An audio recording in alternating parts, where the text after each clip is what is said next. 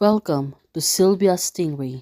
Hey guys, welcome back to my channel. It's me, Sylvia, your Yuri Manhwa translator. Hey guys, good morning. Let me present you the new chapter of Long-Awaited Feelings or Feelings Can't Wait, chapter 130. So here it is. Let's read the story.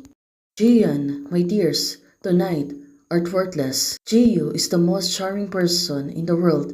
No objection will be accepted. The fun is really getting crazy. Now, Akshu, she was checking the onlines. What is the feedback of the audience? Well, of course, she was really supported on hers.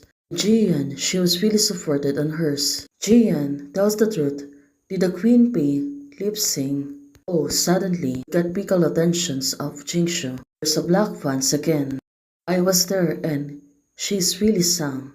Now, Akshu, she got really surprised that someone was calling on her phone. The caller is unknown, and is she going to answer that? Well, it turns out she really answered the phone. Hello, Miss Shing. Miss Shi's father is critically ill. The other person told her.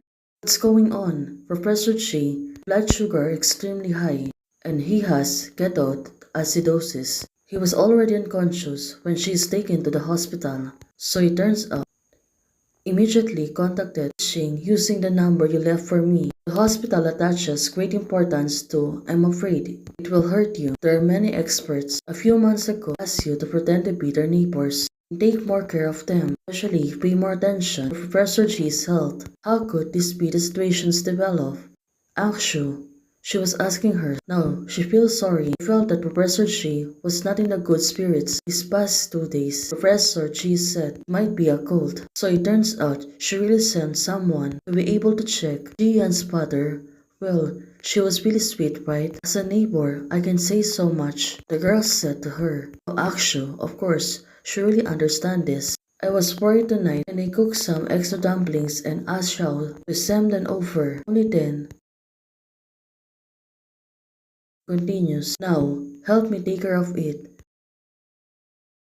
Jingshu, of course, Jian's still performing, but let's see on what will happen next. This is really serious, right? I'm too anxious. The tone is a bit heavy. Thank you for your hard work. Akshu said to the girl. Well, this is really terrible since Jian's still busy. There's a lot of them who's interviewing her. Yang Yang is currently being interviewed. His sudden appearance would only cause trouble to bring her trouble. Well, Akshu, she was really right.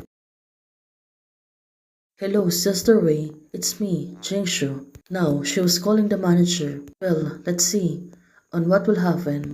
The interview seems to be going on. A lot of reporters are interviewing her. And Jian, she seems to be happy. In a debut. Sister G, Sister Ray said that your work schedule has changed and asked you to go back to the lounge to find her.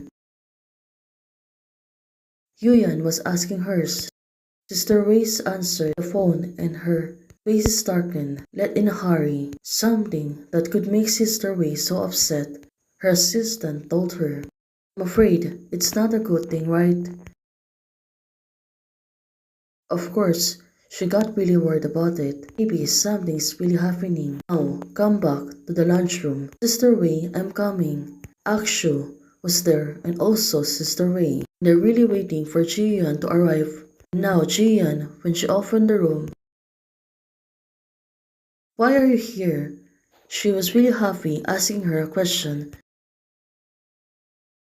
Now, Jian, she looks really sad and she was calling her. Well, they really need to talk about her father. Now, finally, she realized that. Jian, she moved closer to her. Actually, she don't know how to tell her. She's really in serious problem. Her dad is in ketoacidosis. Akshu tells Jian. They really need to act fast. Jian, she's suddenly in shock. He is currently receiving emergency treatment on Yangshuo First Medical Hospital. Hey guys, thanks for watching. If you like the video, please don't forget to like, share, and subscribe. Membership is already open. For those who want to support, you can support me by joining the membership or you can directly support me via Ko-Fi. Thank you, bye!